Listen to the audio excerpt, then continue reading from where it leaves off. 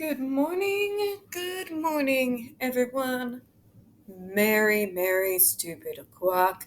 That's right, it's time for another episode of Spilling Tea. I'm your host, Tiffany Daniels, and I'm barely awake. Per usual. But, anyways, this morning, folks, as usual at Stupid O'Clock, we are going to that awful world of the Judge Rotenberg Center and giving the lie to all the media coverage we have seen on the overturn of the subject of the FDA ban and the complete bullcrap they've been reporting thus far by delving into another survivor's account. This particular survivor, due to their own safety and the way that the Judge Rotenberg Center, well, they have this way of harassing anyone who speaks against them, wish to remain anonymous, but did want this posted back on January 15th of 2013. Before we get started, a few disclaimers. You are going to go ahead and see this article linked in the description box, as well as other pertinent links to the Stop the Shocks campaign. Most importantly, the templates already made. All you have to put in there is your name and a link to send it to your senator. Folks, we have got the bill through the House that is going to cut public funding for the JRC from using these painful skin shocks on these folks. Now we are waiting for next session to get it through the Senate. So, folks, please use those templates. We really need you to. Also, all eyes on Massachusetts. They are getting ready within the next few days to be debating the use of these shocks in their state legislature. If you live in Massachusetts, please keep an eye out for when protests are going to take place. If you can't attend in person, just spread the knowledge around and just all eyes on Massachusetts, all eyes on the Senate right now. Also, we are linking, as always, to Shut the Judge Rotenberg Center Down petition, because as we have seen in the past, these guys, as despicable as they are, seem to have this outrageous amount of power that they always seem to wiggle out of everything that we have tried so far to stop them from torturing disabled people. We think the only real and true solution is to get this place closed down once and for all. So please sign that petition if you haven't already. All right, now, when we are talking about the JRC, you're going to hear vivid descriptions of, as well as see video clips of video surveillance footage of people with disabilities being tortured and abused. If you have young children present, please use your headphones. Also, it is stupid o'clock, and I'm like one sip into my second amount of caffeine for the morning. So if I mangle any words or butcher any sentences, my apologies in advance. So without further ado, this is Judge Rotenberg Center Survivor's letter. They do include a trigger warning. Again, guys, extremely detailed description of abuse and torture of a disabled person. The person who posted this did want to note that they did not write this letter. They were never confined at the JRC. The letter was from a friend who asked it to be published anonymously. Author should be listed as XXX. Okay. This letter was written by an autistic survivor of the Judge Rotenberg Center. It was initially sent to Nancy Weiss, past president of TASH, and is published here in this version with the author's permission. The Judge Rotenberg Center in Canton, Massachusetts, has been torturing disabled people since 1971. My friend Shane Neumeyer and I were recently at an Occupy JRC protest of the JRC last week. This is back in 2013 in Silver Spring, Maryland. It is because of accounts like the one below that we are absolutely determined to see the JRC closed for good. So am I. This is unconscionable and morally abhorrent. The Judge Rotenberg Center received a warning letter from the U.S. Food and Drug Administration last month for their use of the new graduated electronic desolator, the device that administers painful, powerful electric shocks as punishment for disabled residents. They were called to a meeting on January the 9th in Maryland, which is why the protest was held. Under Commissioner Elin Howe, the Massachusetts Department of Developmental Services promulgated regulations last year that would have been in 2012, prohibiting the use of the GED on any new students. But the GED is still legally allowed to be used on students admitted prior to their promulgation. The previous and current United Nations Special Rapporteur on Torture, Manfred Nowak and Juan Mendez, have condemned the JRC's practices as torture. Yet they continue to be allowed to torture the disabled people committed to their institution. Alright, so here's the letter that was just giving us some context as to what was going on during the time. There was a lot of activity back in 2012 when all the details were coming out during Andre McCollum's trial, when Cheryl McCollum was fighting tooth and nail against this horrific place. By the way, if you want to know about that trial, we did go ahead and cover it on this channel. So just kind of take a look at some of the other videos. We covered that back in April. Alright, so, dear Mr. Weiss, hello, my name is XXX. I was told you are someone I can talk to in confidence and be safe. I would like to share with you my letter that I wrote to the FDA about life inside JRC and on the GEDs. It was torture being there, and I suffered so much. I am still tormented. Here's my letter of testimony.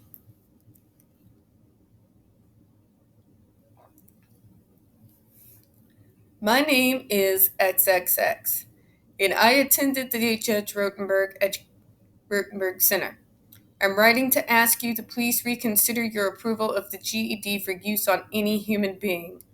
I was placed on the GED about 2 months after arriving.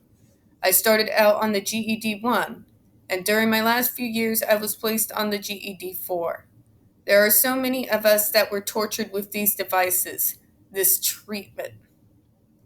I believe the reason why more students haven't spoken out is because they are either nonverbal, afraid, or believe that no one cares about us or it will not make a difference.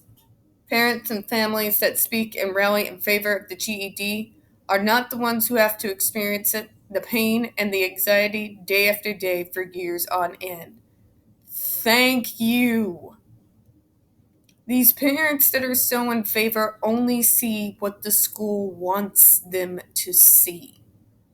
It's no mistake that they make those kids smile for the camera, regardless of what's going on behind closed doors.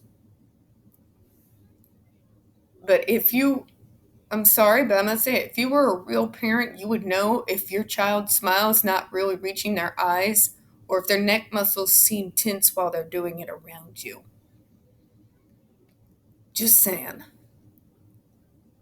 The GED is harmful, even the GED 1, which is the device, by the way, that the FDA did approve back in the day. Remember, the GED 3A and the GED 4 are literally not approved or licensed for use by anyone, anywhere, not even by the state of Massachusetts. I was burned many times, and I still have the scars on my stomach from being repeatedly shocked there by the FDA-approved GED 1. The electrodes had actually burned into my skin. I experienced long-term loss of sensation and numbness in my lower left leg after getting a shock there. Remember that whole safe with no side effects? Yeah. I felt searing pain all the way down to the bottom of my foot. I was left with no feeling in my skin from the knee down for about a year. Again, this was with the GED 1. Think about that. This is all they went through with just the one approved device. We haven't even got into the damage that the two devices in question, what we're talking about here. After complaining to the JRC nursing about my leg, they told me to tell the neurologist about it during a follow-up visit for a suspected seizure. Seriously? You're going to tell me that this was caused by a seizure? Burns and loss of sensation? Seriously? See, this is how they cover shit up, folks. They try to convince you, oh no, you had a seizure. It's not our device doing this. It's all you. He asked the staff what that device was on my leg, and they explained to him it was an electrode. After their explanation, the neurologist said, well, I don't know what that thing is, but it needs to come off. Amen. JRC left the device off my leg for about a year, then decided on their own, without sending me back to a neurologist, it was okay to put it back. So a neurologist tells you, take it off. And then, without consulting anyone, you put it back? Really? After they lost sensation for a year. Oh, but there's no long-term side effects, and the media can't be bothered to get any statements from survivors when they're all over the place. I have seen students with torso electrodes accidentally placed on their spine area, get a shock there, and be violently bent backwards. Oh my God. Also, I would like you to know that the devices have a tendency to malfunction and go off all by themselves. Remember, Jennifer Masumba said this when we were looking at her testimony the day before last, the misapplications. JRC refers to this as misapplication. It happened to me and other students so many times I cannot count. Sometimes the GEDs will just start to go off and shock you by themselves. Oh my God. Completely safe. Completely safe, everyone. Other times the staff shock one student, but the remote can also set off someone else's device at the same time. Safe. Free and safe, they said. I have also gotten accidentally shocked from staff mixing up my device with another student's device, shocking me instead. Then there are times when staff intentionally misused the GED. I have had a staff who became angry with me and started pushing more than one remote at a time, shocking me several places on my body at once.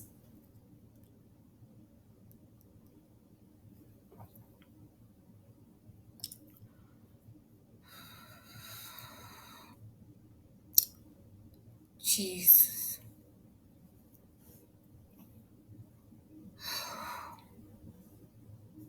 Think about that. You're at the mercy of these evil sons of bitches, and they just get angry with you. Oh, but they'll lie on their sheets and they'll say that they engaged in a triggered behavior. They'll say it's non-compliance, and oh my God. I have had staff intentionally give me shocks for things I didn't do in places like the bus where there was no camera to prove it. I had numerous staff over my years there threaten me with a GED, antagonize me to try and get me to have a behavior they can then shock me for, merely for the sport of it. Staff can and do use the GED to scare nonverbal students into doing what they want them to by pretending they are about to shock them. Some even laugh when they do this. Many of the things I and others get shocked for at the JRC were very small things. We've talked about this.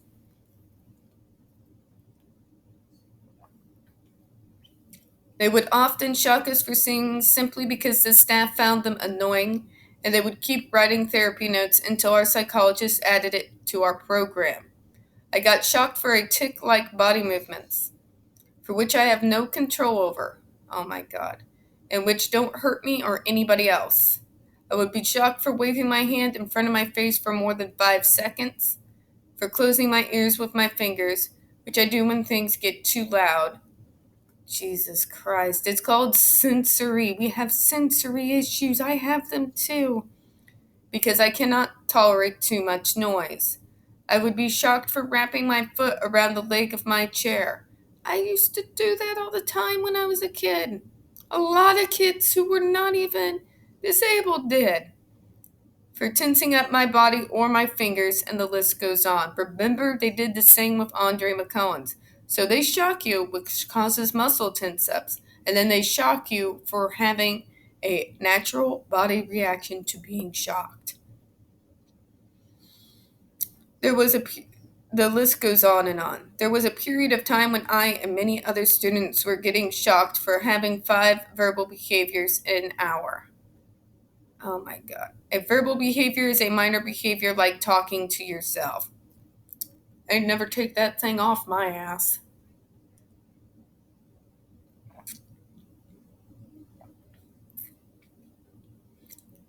Noises such as clearing your throat, seriously? Or talking without permission. Every hour would start a new block, and if you were pinpointed more than 4 times in that hour, on the fifth you would get a shock, and then for every minor verbal behavior after that you would be shocked. If you talked out a 6th time shock. If you had to go to the bathroom and you had to go really bad, but you asked more than once, that would be nagging, which is a verbal behavior. Jesus. And these were the things you were getting shocked for. My program was this way for a while. Some of my verbal behaviors I got pinpointed for were crying, talking to myself even quietly, noises, laughing, humming, repeating myself, an inappropriate tone of voice, which was based on a staff's opinion of how my voice should sound. Almost every time I spoke or answered a question, I was pinpointed with these behaviors. My reaction was to stop speaking, but they also made part of my program that if I didn't answer staff in 5 seconds, I would automatically be shocked. I was paralyzed with fear every day. No matter what I did, I was doomed. I asked those who read my letter to think to themselves about how often they do some of these things while they are working. Twirl their pens, talk to yourself, or think out loud. Ask a question to someone nearby. Hum a song that's in your head. Laugh at something funny in the room. When I'm working, when I'm not taking a call, I have music playing in the background. And yes, I sing. I hum, I even whistle. You JRC, you evil bastards.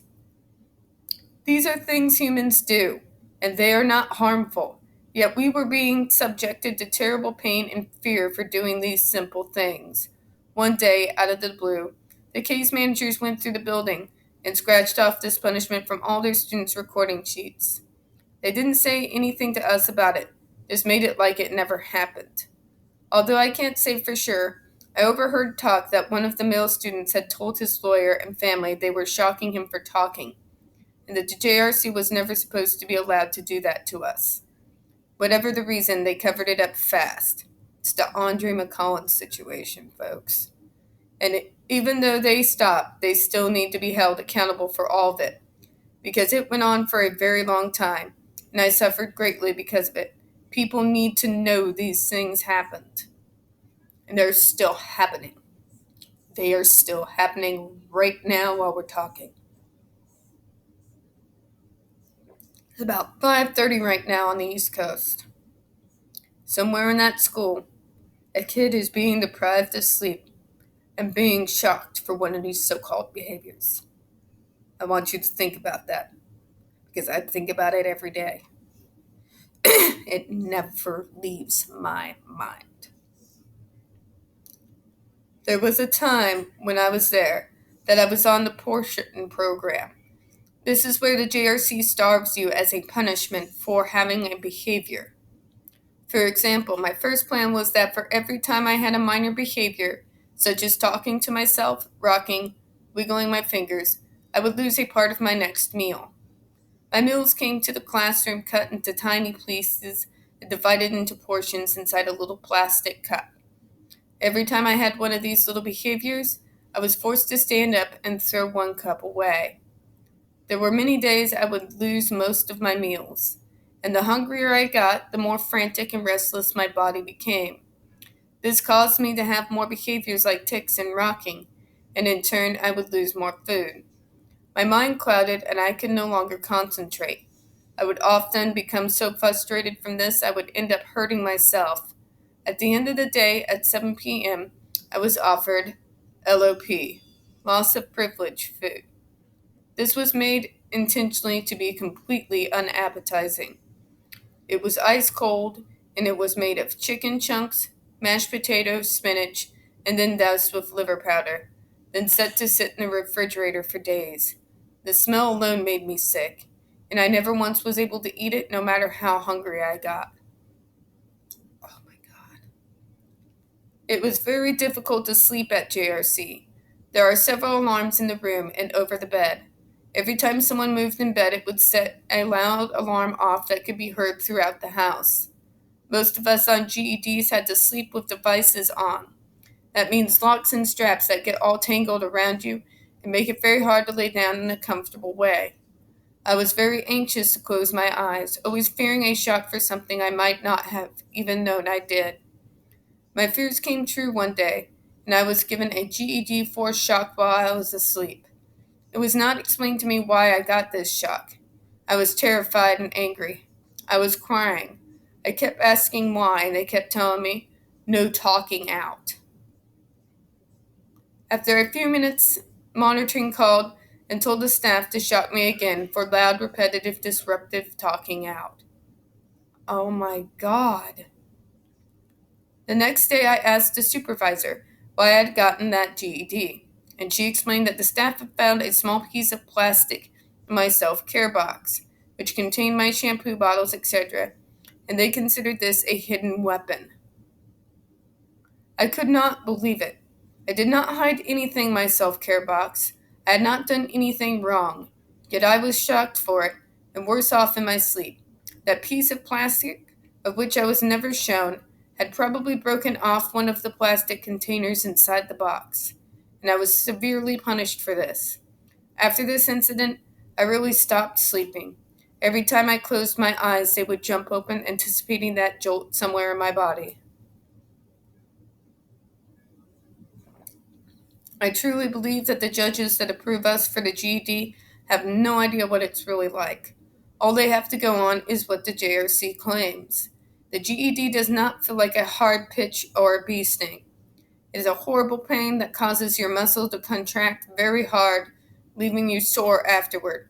I would often have to limp for 1 or 2 days after receiving a GED.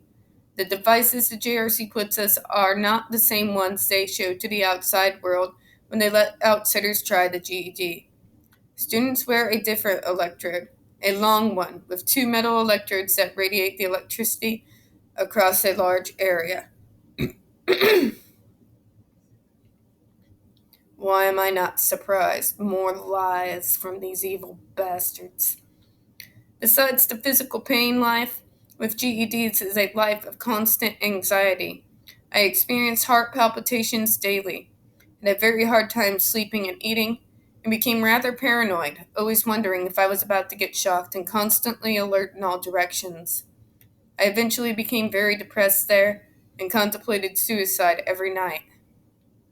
Now, after having been gone almost 4 years, I am still having nightmares and flashbacks during the day, which I hear certain noises that remind me of GEDs and JRC. I want to mention, similar to many other students, I was also tied to a 4-point restraint board and given multiple shocks for a single behavior. And if I screamed out in fear while on the board, I would be shocked for that as well. I was shocked for behaviors I had no control over, such as tensing up and tic-like body movements, which happen when you're shocked. We were always having to watch others get shocked in the room, hearing others scream, cry, beg not to be shocked. Students would scream, "I'm sorry, no, please," all day. I, like other students, would cringe and feel sick and helpless while watching others getting shocked. I was so anxious about getting shocked that I would times bang my head just to get over with. The GED often was the cause of my behavior problems. The students that get shocked the most at the JRC are nonverbal. Monstrous. So they cannot speak up. I feel that just because we are born different, we are not given the same rights to be protected from the tortures like the GED. And you fuckers at the DC Circuit Court agree that we don't deserve to be protected. Did you not read a single survivor testimony or see any evidence? Really? We are at the mercy of guardians and judges. When I was brought to court to be approved for the GED, I was not told where we were going or why. I was brought into the courtroom wearing a helmet and restraints on my wrists and ankles. I was not questioned by the judge. All he had to go on was my appearance in those restraints, testimony from JRC officials, and charts of provoked behaviors. These behaviors came from being forced to sit in isolation with a straight, upright posture in the center of a hard restraint board, day after day, week after week, for 2 months. I received no real help and no socialization. For those 2 months, I was not allowed to sit in a chair at the classroom or residence. I was to sit on the board. Also, JRC provoked me by not allowing me to shower during those 2 months. Instead of showers, I was bathed, tied to a restraint board naked, while staff washed me, putting their hands all over me. All in front of cameras were monitoring watched, including men. Being tied on a restraint board naked with my private areas exposed to the staff in the bathroom and the cameras was the most horrible, vulnerable, frightening experience for me. I would scream out, "Rape, rape," and these were recorded as major behaviors for me. When I first arrived at the JRC, I was immediately subjected to a humiliation and provocation by them forcing me to wear a diaper. I in no way needed or have ever needed a diaper as an adult. I am completely independent in all toilet and hygiene skills, and they knew that. I had never worn a diaper up until that day, except of course when I was a little baby. And that is exactly how they made me feel, like a little baby. I was embarrassed and confused and angry. I took that diaper off constantly. When I would take the diaper off, they would mark that down on my chart that they would later show the judge as destructive behavior. I would often get restrained on the 4-point board for taking off the diaper and fighting staff not to make me put it back on. In these ways and more, the JRC provoked many behaviors in me that were shown on a chart to the judge. There is no way the judge could know what was provoking my behaviors. The JRC told the judges that their program was the only thing that could help me, that theirs was only a last resort treatment. How many times have we heard that? How many times have we heard that? Parents Association of the JRC, are you listening? Are you listening to your kids? Listen. I was considered a difficult case. I would like you to know that I am doing very well in a new program that is nothing like the JRC. I don't get shocked or put in restraints, and I am given help by the staff and doctors that I can talk to. I am not drugged up as the JRC claims I would be if I left. JRC made no attempt to understand me. Feelings do not matter to the JRC, and we were specifically not allowed to express them. I felt like an animal test subject there. My new program does not punish me for my problems that are a result of having Asperger's syndrome. I've gotten so much better from getting real help instead of constant punishment and pain. I ask you to please investigate carefully into the GED, the ones that are actually being used on students, not the samples JRC provides, as I have experienced them to be extremely manipulative in all things. There are no doctors overseeing us with the GED. Every few years, they would drive me to a doctor's office near Framingham, Massachusetts, and not tell me why. In his office, he would literally walk in, say, "Hi, how are you?" And before you can answer, he has signed their papers and you're shown the door. I have attached this email a document I wrote called the board. which is one about one of the JRC's worst tortures that they used on me and others. I wrote it so that outsiders can feel what we feel, and hopefully to help others understand the agony of the GED treatment. I invite you to read it, and I hope it will share a new perspective for you, the perspective of the ones that should matter the most, the human beings on which the devices are being used. Sincerely, XXX. And we'll go ahead and read that tomorrow. I think we all, after hearing that, need a moment to decompress. But let's talk about it a little bit first. Is it even a little bit surprising to you that they're trying to manipulate the public and the media to believing the lie that it's like a bee sting when they actually use a device, the electrodes, that are quite different than the ones that they have the media test? Is anybody surprised by that little manipulation tactic at all? Not to mention, a lot of what this letter said has been corroborated by Ian Cook, by Jennifer Masumba, by the Andre McCollins trial. There's medical documents to back it up. There's video surveillance that backs it up. So, all in all, even though this is anonymous, I find this to be very credible because it lines up with the other witness statements and it lines up with all the evidence we had thus far. And folks, the media ignores it. The media ignores it. They always talk about Andre McCollins, but they never talk about Jennifer Masumba, Ian Cook, Andre Torres, or this specific letter right here.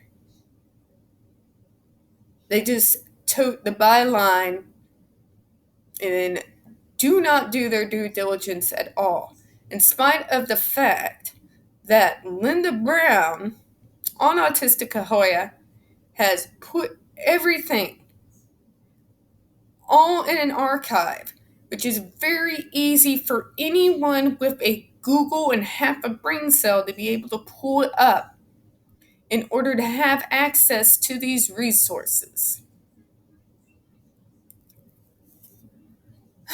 That's the world we live in. No one is willing to do the work anymore. They just want to let the uncomfortable things pass them by. Well, you can't let it pass you by because quite literally, people's lives are on the line. All right, and with that note, I'm going to go ahead and sign off here. Now, we don't get very many views on this channel, especially on this subject.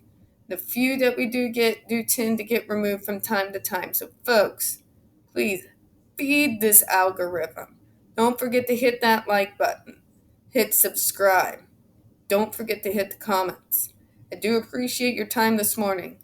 And as always, we here at Smelling Tea hope you have a good one. Bye-bye.